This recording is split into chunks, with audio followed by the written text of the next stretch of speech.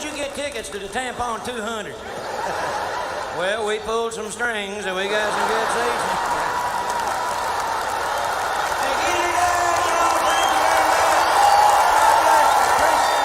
It doesn't seem to be that long ago that Larry the Cable Guy was seen everywhere on TV screens, entertaining millions of people around him. From big screen comedies like Delta Farce, Madea Christmas, to releasing top albums, including The Right to Bear Arms, there was no place where you couldn't find Larry and his badass coat. Larry, along with a few other blue-collar comedians, were presenting a warmer, more pleasant type of humor in the new millennium to ensure that comedy remained an amusement and not a breeding ground for vicious allegations. Even more, Larry had a TV program of his own only in America and was the benchmark of a Comedy Central roast. But after all this fame, what really happened to Larry the Cable Guy? Let's find out. Get her done.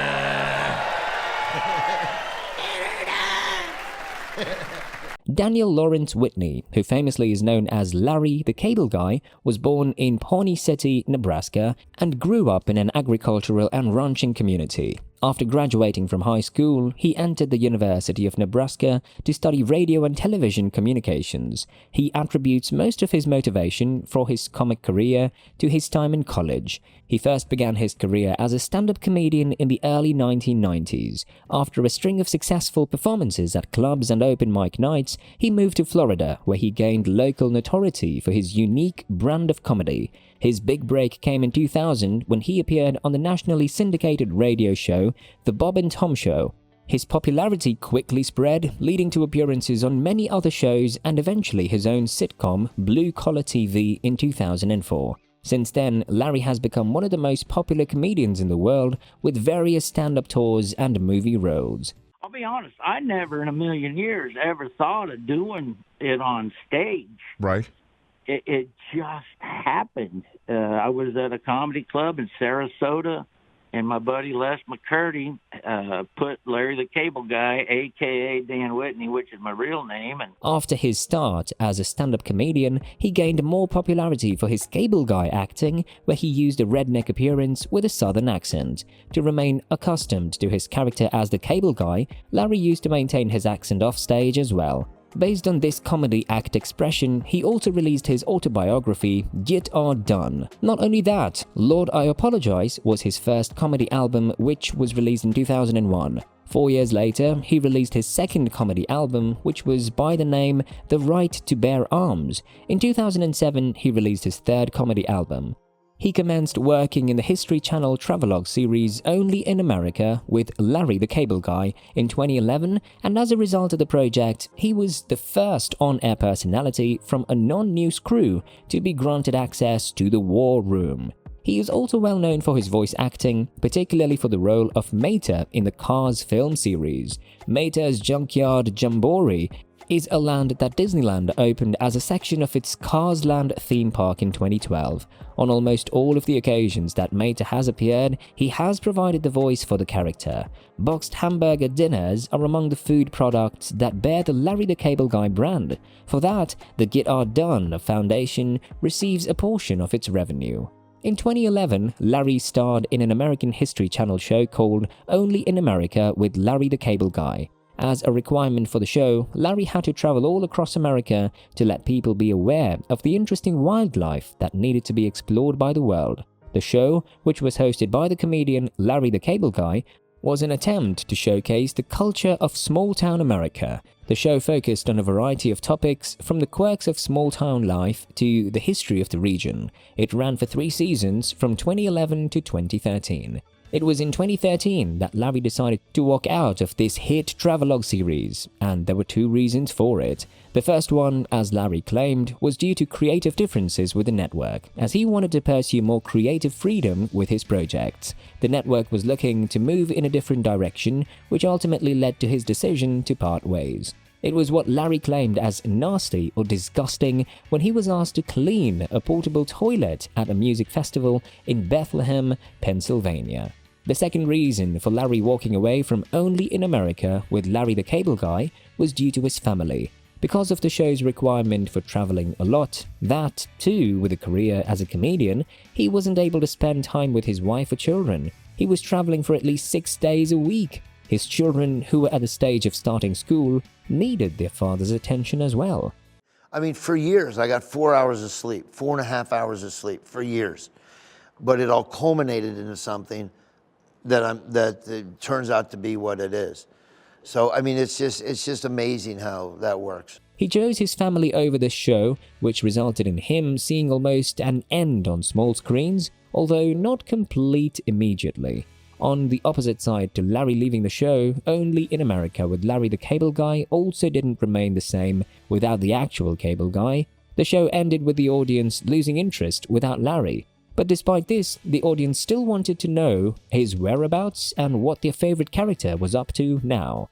Well, the media wasn't willing to bring Larry back under the spotlight once again, and neither was Larry willing to be back or remembered for the same entertainment after getting out of the small screen. Larry might have disappeared from the small screen and isn't as remembered for his humor as he once was, but even then, it is estimated that his net worth is almost $100 million. In 2010, he turned from Larry the Cable Guy to Larry the Corporate Guy. It might sound strange to hear him turning into a corporate guy, but this is because he started performing as a comedian in the corporate world. It involved him performing as a stand-up comedian for business events in companies like company conventions, annual meetings, and managerial retreats. The earnings from these events enabled him to earn pretty much more than enough altogether. He almost started getting $150,000 to $299,000 for each event. Larry, who now entered the corporate world, would earn an income for both himself and his family, used his name for different brands. Examples of such products include Larry the Cable Guy Spicy Corn Muffin Mix and Larry the Cable Guy Tuna Dinner. He also began to appear in commercials and advertisements. He has also been featured in commercials for Geico, Disney, and AT&T.